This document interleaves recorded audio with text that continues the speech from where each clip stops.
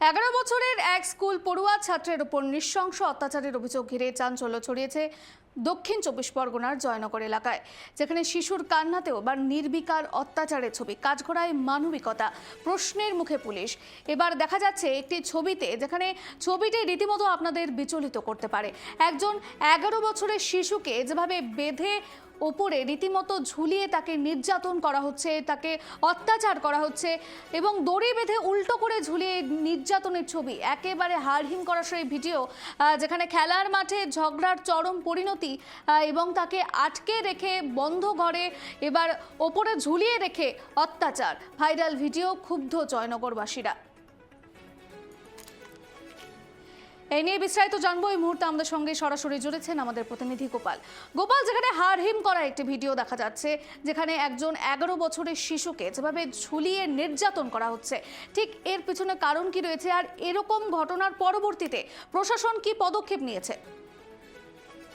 দেখো, সকাল থেকে ব্রেক হচ্ছে সেই ঘটনা, অমানসিক অত্যাচারের ঘটনা।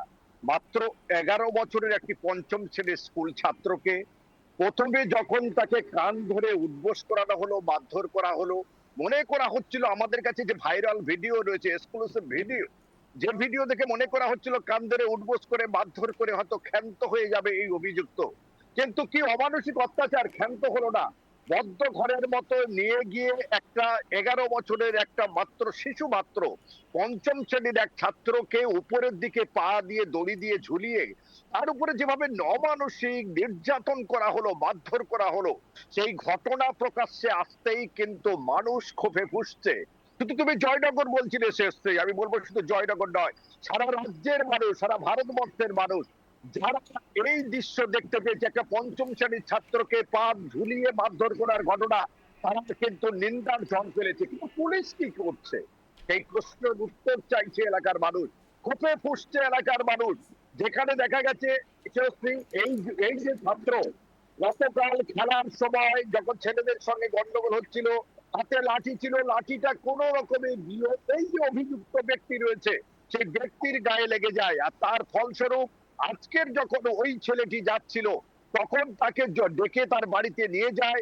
বাড়িতে নিয়ে যাওয়ার পর চলে অমানসিক অত্যাচার, চলে গণধোলাই।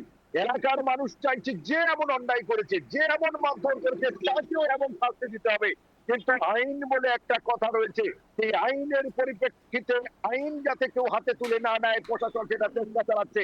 অভিযুক্তকে ইতিমধ্যে আটক করা হয়েছে, এখনো গ্রেফতার দেখানো হয়নি। কিন্তু কি ঘটনা ঘটলো এখনো পরিষ্কার নয়। পুলিশ কোনো বলতে চাইছে না, প্রশাসনের কাছ থেকে কোনো কথা আসছে না।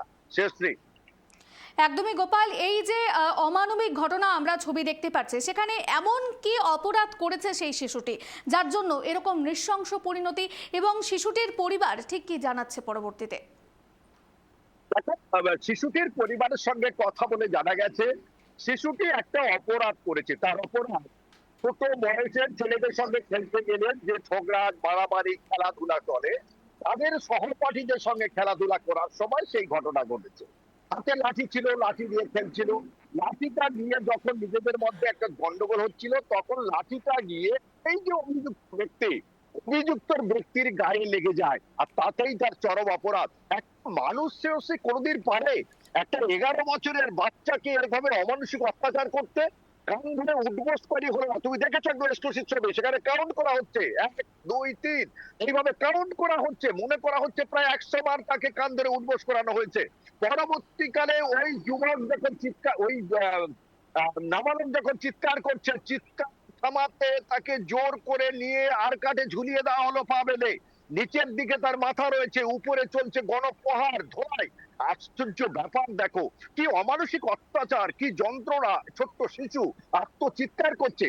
এলাকার মানুষের দাবি, তার পরিবারের দাবি, তারা জয়নগর থানাতে অভিযোগ করতে গেছিলেন, অভিযোগ নেওয়া হয়েছে, কিন্তু এই যে অভিযুক্ত তাকে গ্রেপ্তার করা পর্যন্ত হয়নি। এই অমানসিক অত্যাচারের কাহিনী ইতিমধ্যে সোশ্যাল মিডিয়া, বলবো না, আমরা এক্সক্লুসিভ ছবি দেখাচ্ছি একদম কিভাবে নির্মম অত্যাচার চালাচ্ছে একটা 11 বছরের শিশুর উপরে। উপরের দিকে পা করে মারধর করছে একটা অভিযুক্ত, এখনো পুলিশ তাকে গ্রেপ্তার করলো না। এই সমাজে এই সময়ে কি করে এটা সম্ভব হচ্ছে? একদমই গোপাল, এই অমানবিক ছবি একেবারে শুধুমাত্র তুমি যেমনটা জানালে যে জয়নগর নয়, সাধারণত সকলেরই হারহিম করা একটি বিষয়, সকলকেই বিভিন্ন দিক থেকে তারা অভিযোগ করছে।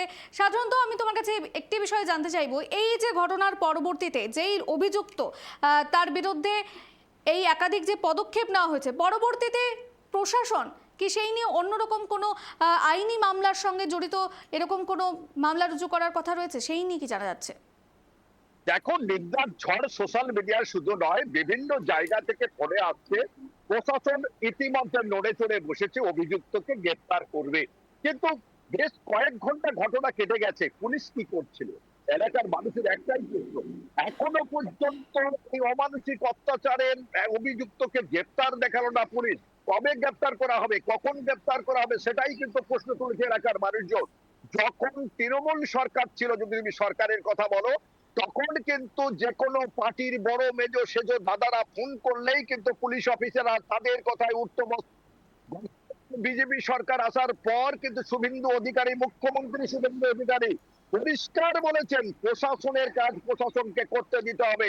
আইন কারো হাতে না তুললে প্রশাসন 10 মিনিটের মধ্যে তার ব্যবস্থা, যে অভিযুক্ত এখন পুলিশ কেন তার ব্যবস্থা নিচ্ছে না, এটাই প্রশ্ন এই এলাকার মানুষের, জয়নগর মানুষের নয়, সারা ভারতবর্ষের মানুষ যারা এই ঘটনা দেখছে, এই কাহিনী দেখছে, তাদের একটাই প্রশ্ন, এখনো কেন অভিযুক্তকে গ্রেফতার করা হলো না? শেষত্রী। একদমই গোপাল, ধন্যবাদ। যে খবরের দিকে আমাদের নজর ছিল, শিশুর উপর যেখানে পাশবিক অত্যাচার, যে ভিডিওটি দেখে আপনাদের রীতিমতো বিচলিত করতে পারে। শিশুর ওপর পাশবিক অত্যাচার হচ্ছে, শুধুমাত্রই 11 বছরের একটি শিশুর ওপর এরকম পাশবিক অত্যাচার, যেখানে দড়ি বেঁধে উল্টো করে ঝুলিয়ে নির্যাতন করা হচ্ছে। শারীরিক নির্যাতন থেকে শুরু করে মানসিক নির্যাতন। খেলার মাঠে ঝগড়ার এবার চরম পরিণতি।